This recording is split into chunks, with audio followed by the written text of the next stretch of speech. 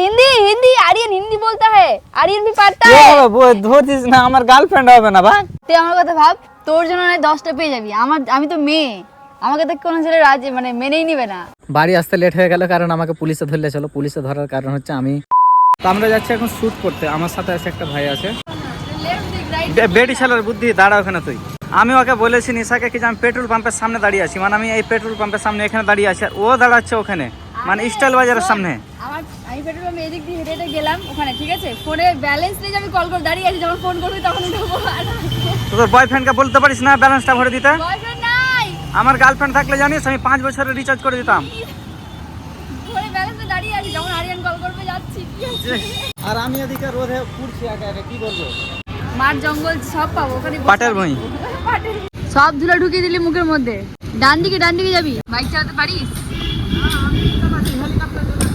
সেটাই তো মনে হচ্ছে মালদার কিছুই চেনে না আবার বড় বড় বাতলিং হ্যাঁ এদিকে এদিক কি হয় ডান দিক বাঁ দিক বল ধুম্মা চালে আমরা চলে এসেছি পার্ক ওই যে প্যারিস ইন মালদা হিরো চলে এসছে তো হিরো আছি তুই আজকে জানলি সত্যি হিরো আছিস নিজ মাল নিজ দায়িত্বে নিজ হেলমেট নিজ দায়িত্বে টিকিট কোথায় যাবি আরে মুতা লেগে গেছে মুততে যাবো আগে নিজ হেলমেট নিজ দায়িত্বে এগুলি তো রেখে দিলে হবে না তোমাদের এখানে না হবে না রেখে দিতে এত ভয় করছিস কেন গাড়ি কিডনি বেচে গাড়ি লইছি কোন সাইডের কিডনিটা নাই কোন দিকে কিডনি হয় পেটে সরি মাথাতে কিডনি হয় মাথাতে হ্যাঁ তো তোর কিডনি কোথায় আছে আমার কিডনি মাথাতে আছে তোর কিডনি আছে হাঁটুতে হাঁটু এখান থেকে সুন্দর একটা ভিউ এখানে সন্ধ্যাবেলা বেশি ভালো লাগবে ট্রি হাউস কেন শুধু তুই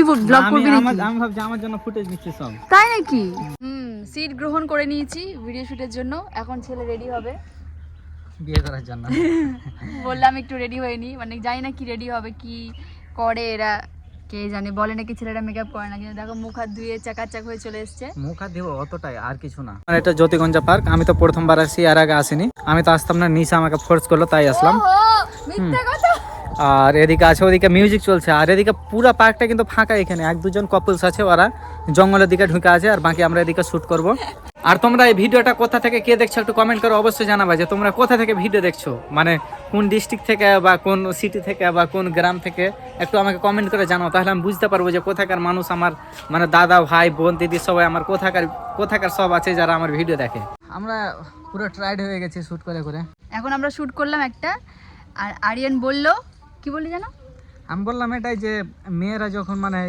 তোরা যদি চাস মানে বড় লোক ছেলে খুঁজিস সেটা তোদের কাছে নর্মালি আর আমরা যদি কোনো বড় লোক মেয়ে খুঁজি বা গাড়ি টাড়ি চাই মানে শ্বশুর বাড়ি থেকে তখন আমরা নাকি খারাপ হয়ে গেলাম এটা কোন লজিকে তুই বলতো মানে আমি ভালো করে বুঝাচ্ছি তাই তুই একটা বিয়ে করবি একটা ভালো ইন্ডিপেন্ডেন্ট ছেলে যা বেশি ইনকাম করে বড় লোকের ছেলে দেখে করবি সেটা আমাদের সমাজ সোসাইটি ভালো চোখে দেখে কি যে একটা মেয়ে ভালো বাড়িতে গেল বড় বাড়িতে আর আমরা যখন 10 লাখ টাকা 20 লাখ টাকা নিতে যাই ইয়াতে মানে দেহের যেটা বলে পণ তখনই নাকি ছেলেরা খারাপ হয়ে গেল সেই জন্য আমি ডিসাইড করেছি ভাই বড় লোক দেখে বিয়ে করব না ভাই 30-40 লাখ টাকা নিব भूख प्यास से मर रहे हैं लेकिन यहाँ का वेदर बहुत अच्छा है ओ सॉरी আমরা বাংলা বলবো मेरे से गलती हो गई जा तेरे को इसी पर माफ किया मैं ओ हिंदी आर्यन हिंदी बोलता है आर्यन भी पारता है वो ধরছিস না আমার গার্লফ্রেন্ড হবে না ভাই এমনি তো গার্লফ্রেন্ড নাই তোকে এভাবে দেখলে কি যে ভাবে ছিপকিছিস ভাগ গার্লফ্রেন্ড হবে না আমার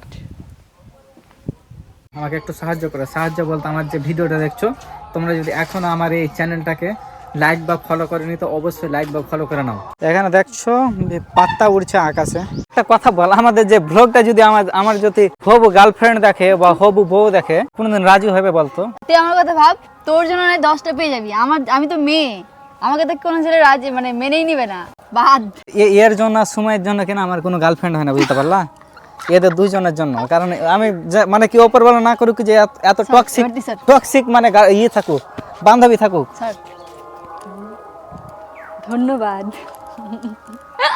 মানে প্রচুর টক্সিক বুঝতে পারলা মানে এদের মতো যদি লাইফে থাকে কিনা দুজন আছে আমার বান্ধবী সুমাইয়া আছে আর এই যে নিশা আছে এরা দুজনের জন্য আমার এখন অবধি কোনো গার্লফ্রেন্ড হয়নি না হবেও না কোনোদিনও হবে না কেন রে হতে দিবি না তুই সিঙ্গেলই মরেগা মুজরার জন্য রেডি হচ্ছে। এবার দেখবে মুজরা করবে, কর। এই যে দেখো মুজরা চালু। আমরা অনেকক্ষণ থেকে শ্যুট করছি, অনেক শ্যুট করা হলো, এখন কিছু এমনি রিলস ভিডিও করা করবো। পুরো ট্রাইড হয়ে গেছি ভাই, সকাল থেকে কি বলবো, এত খাটছি। আর হ্যাঁ, তোমরা যদি আমার সঙ্গে ইনস্টাগ্রামে কথা বলতে চাও, তাহলে এখানে আমার আইডি উঠছে দেখছো bong.aryan। তোমরা আমাকে ইনস্টাগ্রামে ফলো করে মেসেজ করবে, আমি অবশ্যই সবাইকে রিপ্লাই করব।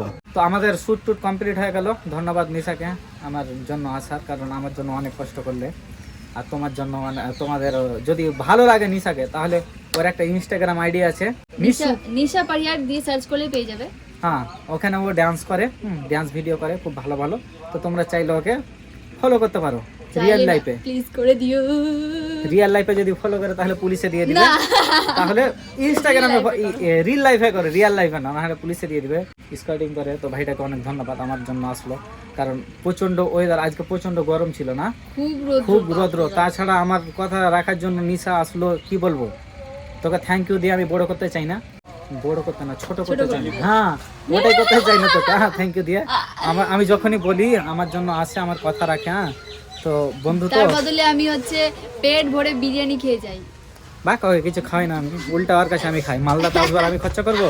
ওখান থেকে চলে আসলাম বিএম গ্রান্ডে। এখানে একটা বন্ধু আছে, বন্ধুর সঙ্গে দেখা করবো। কোন বন্ধু আছে সেটা তোমাকে দেখাবো।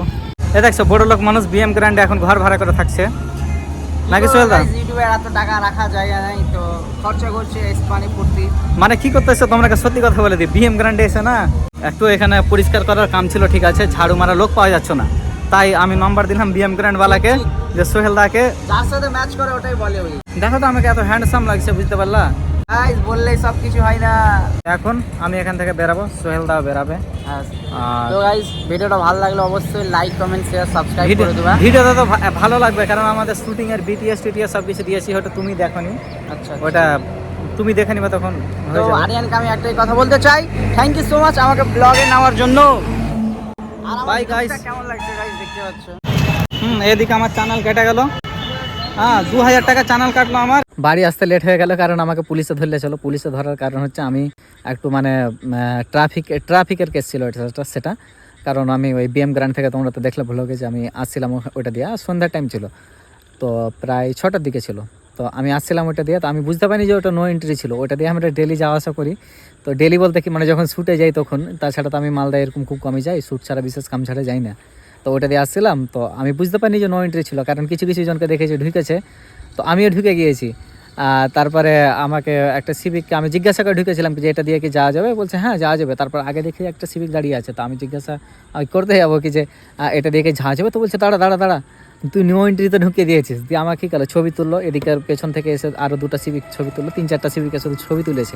দিয়া আমার লাইসেন্স নিয়ে যায় একটা কনস্টেবল এসে, দিয়ে অফিসারকে দেয়। দিয়ে অফিসারটা আমাকে বললো কি যে এরকম এরকম ব্যাপার, তুমি করেছো ভায়োলেশন, বলতে এটা ছিল, কেসটা ছিল যে ট্রাফিক রুলস মানিনি।